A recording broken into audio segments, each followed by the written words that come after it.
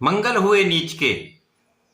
नवग्रहों में सेनापति मंगल 4 अप्रैल को अपनी राशि का परिवर्तन करने जा रहे हैं तथा वर्तमान मिथुन राशि को छोड़कर कर्क राशि में प्रवेश करेंगे। कर्क राशि मंगल की नीच राशि है। इस प्रकार से मंगल का अपनी नीच राशि में गोचर प्रारंभ होने वाला है। प्रिय दर्शकों, जैसा कि ज्योतिषीय नियम है कि जब भी कोई ग्रह अपनी नीच राशि में होता तो उसका प्रभाव निर्बल हो जाता है तथा नकारात्मकता प्राप्त होने लगती है। तो क्या अब मंगल अपना रौद्र रूप दिखाएंगे अथवा कुछ लाभ भी देंगे? जय श्री गणेश, नमस्कार। मैं आचार्य संजय द्विवेदी। मेरे समस्त प्रबुद्ध दर्शकों का मेरे चैनल पर हार्दिक स्वागत है। प्रिय दर्शकों, आज मैं मंगल के राशि परिवर्तन प्रभाव तथा उनके नीच राशि में गोचर से मिलने वाले परिणामों का संपूर्ण विश्लेषण मैं पूर्ण तरीके के साथ करने जा रहा हूं। मंगल 4 अप्रैल से 8 जून तक अपनी नीच राशि में गोचर करेंगे, जिसके कारण कुछ बड़े परिवर्तन हो सकते हैं, क्योंकि मंगल जो है वो ऊर्जा के स्रोत हैं, पराक्रम साहस के कारक मंगल हैं, रक्त के कारक मंगल हैं, आवेग के कारक मंगल हैं, क्रोध के कारक मंगल हैं, पराक्रम के साथ साथ ये लड़ाई झगड़े के कारक भी हैं। तो इस प्रकार से जब मंगल अपनी नीच राशि में होंगे तो कुछ अच्छे परिणाम भी प्राप्त होंगे, क्योंकि मंगल कर्क राशि में चंद्रमा की राशि है, जहां पर चंद्रमा का नित्य परिवर्तन होता है, जिसके कारण जब जब मंगल चंद्रमा से केंद्र में होंगे, साथ में होंगे, दृष्टि प्रभाव में होंगे, तो यहां पर मंगल का नीचत्व भंग भी होगा। इस प्रकार से इनके गोचर काल में लगभग आधा समय ये नीच प्रभाव में होंगे तथा आधा समय मंगल का नीच भंग राजयोग का लाभ मिलेगा। अब मंगल का जो कार्यकत्व है तथा जिस जिस भाव के स्वामी है, उनके अनुसार ही परिणामों की प्राप्ति होने वाली है। आज मैं वृषभ राशि के लिए मंगल के राशि परिवर्तन का किस प्रकार का परिणाम प्राप्त होगा, इसका विश्लेषण करने जा रहा हूं। प्रिय दर्शकों, इस राशि फल को आप अपने लग्न तथा राशि दोनों के अनुसार देख सकते हैं। वृषभ राशि के स्वामी शुक्राचार्य हैं, जहां पर मंगल और शुक्र का मित्रों संबंध नहीं है, परंतु यहां पर मंगल वृषभ राशि के लिए आपके द्वादश भाव के स्वामी तथा सप्तम भाव के स्वामी। द्वादशेश तथा सप्तमेश का गोचर आपके तृतीय भाव में चालू होने वाला है। तृतीय भाव जो कि आपका पराक्रम का भाव है। पराक्रम के भाव में मंगल पराक्रम के कारक होकर गोचर करेंगे, परंतु यहां पर ये नीच राशि में होंगे। तो जब इनका नीचत्व भंग होगा तो आपका परिश्रम अत्यंत श्रेष्ठ रहने वाला है। परिश्रम से संपूर्ण लाभ आप लेने वाले हैं। भाई बहनों का पूर्ण सहयोग आपको प्राप्त होगा। विशेष रूप से छोटे भाई का संपूर्ण सहयोग मिलता है तथा यहाँ पर अच्छे मित्रों का साथ भी आपको प्राप्त होगा। इस प्रकार से आपका किया हुआ परिश्रम आपके लाभान्वित करने वाला होगा। परंतु इसकी विपरीत दिशा में जब ये मंगल नीच राशि का फल देंगे, तब यहाँ पर आप मित्रों से सहयोग नहीं ले पाएंगे अथवा यहाँ पर स्वार्थी मित्र आपको कहीं ना कहीं भ्रमित करने का प्रयास करेंगे। स्वार्थी मित्र आपसे आपका लाभ ले सकते हैं तथा आपके लिए समस्या यहाँ पर क्रिएट कर सकते हैं। भाई बहनों से कुछ क्लेश की स्थिति बनेगी, मतभेद हो सकते हैं। इसी प्रकार से यहाँ पर आपके लिए वाद विवाद की स्थिति भी बनती है। यहाँ पर आप यदि किसी को धन देते हैं तो उस धन की वापसी संभव नहीं होगी, अतः बहुत विचार करके धन किसी को दें। यदि आपने किसी को बड़ा धन दिया है, उसको आप लेने का यदि प्रयत्न करते हैं तो इस समय कहीं ना कहीं कानूनी समस्याएं भी हो सकती हैं। इस समय में आपके शत्रु आपके लिए कष्ट का कारण बन सकते हैं, परंतु शत्रुओं का पराभव भी निश्चित है। परंतु कहीं ना कहीं ये वाद विवाद, ये लड़ाई झगड़े, ये आपके लिए समस्या कारक होंगे, तनाव कारक होंगे तथा आपके लिए स्वास्थ्य तथा मानसिक समस्या का कारण बन सकते हैं।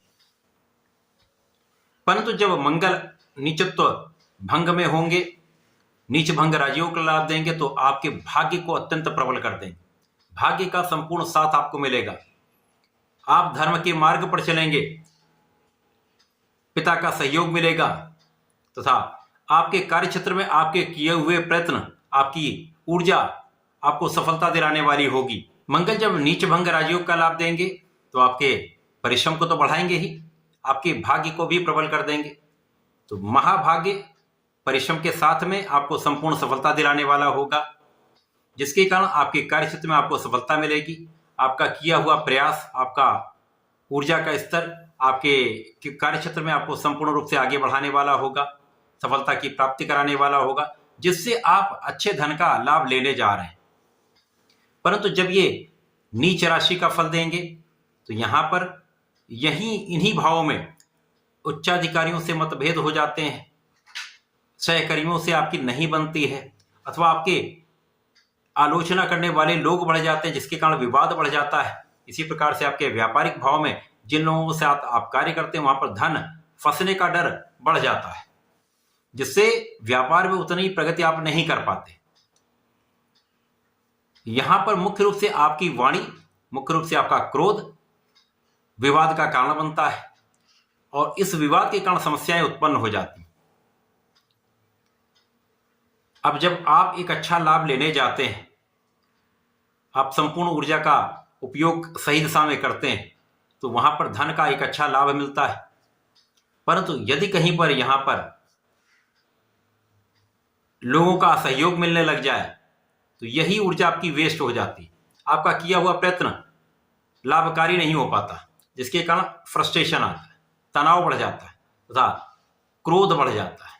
तो इस मंगल के गोचर काल में मुख्य रूप से आपको अपने क्रोध पर नियंत्रण रखना चाहिए, धैर्य के साथ अपने कार्य में लगे रहना चाहिए, किसी से भी किसी प्रकार के विवाद से बचना चाहिए। अपने प्रयासों को संपूर्ण करने का प्रयास करें, और जो भी काम आप करते हैं उस कार्य में पूर्ण रूप से विचार कर लें, चिंतन कर लें, उसके पश्चात कोई बड़ा डिसीजन लें। धन किसी को देते हैं या धन से संबंधित लेन देन का ही कार्य है तो वहां पर भी बड़े धन के इन्वेस्टमेंट से बचें। इस समय में थोड़ा एक सीमा रेखा नियत कर लें, उस सीमा रेखा के अंदर ही अपने कार्यों को करें तो समस्याएं कम से कम हों। इस प्रकार से यदि इस मंगल के राशि परिवर्तन में आप कार्य करते हैं तो समस्याएं कम होंगी, आपका लाभ भी बढ़ेगा और विवाद भी कम होंगे। कभी कभी अकारण जो विवाद होते हैं वो आपका धन भी व्यय कराते हैं, आपका समय भी व्यय कराते हैं तथा आपके शारीरिक मानसिक समस्या का कारण बन जाते हैं। अतः इनसे बचना ही सर्वश्रेष्ठ उपाय होता है। इस समय में यदि आप धैर्य से काम करते रहते हैं तो निश्चित रूप से कुछ समय आपका अच्छा होने वाला है, कुछ समय कम अच्छा रहेगा, तो आप उसको मैनेज कर पाएंगे। धैर्य से यदि आप कुछ करते हैं तो समस्याएं कम होती हैं, उसका आप मैनेजमेंट सही ढंग से कर पाते हैं। वृषभ राशि के लिए जो साझेदारी का भाव है, मुख्य रूप से यहां आपको बहुत सावधान रहना होगा, क्योंकि इस समय में धोखे की संभावना रहती है। इस समय आपको बहुत विचार करके तथा आंखें खोलकर पूर्ण रूप से बुद्धि बल का उपयोग करके कार्य करना चाहिए, क्योंकि यहां पर धोखे से आपके धन हानि का भी योग बनता है। तो यहां पर सावधान रहेंगे तो कोई बड़ी समस्या नहीं होगी। इसी प्रकार से जीवन साथी के साथ सामंजस्य बनाकर चलें। मतभेद अवश्य होंगे लेकिन मनभेद से बचें। इस पूरे समय में आपको नियमित रूप से भगवान शंकर मोचन की शरण में रहकर हनुमानाष्टक तथा हनुमान चालीसा का नित्य पाठ करना चाहिए तथा प्रत्येक मंगल शनिवार को भगवान शंकर मोचन का दर्शन करें, उनके चरणों से टीका अपने मस्तक पर लगाएं तथा कवन सुकाज कठिन जग माही जौन होइता तुप पाही, इस चौपाई का यदि जाप नित्य कर लेते हैं तो समस्याएं कम भी हो जाएंगी, लाभ भी बढ़ेगा। आप इस समय का सही उपयोग कर पाएं, तो ऐसा करके इसका उपयोग करें, लाभ लें। धन्यवाद, नमस्कार।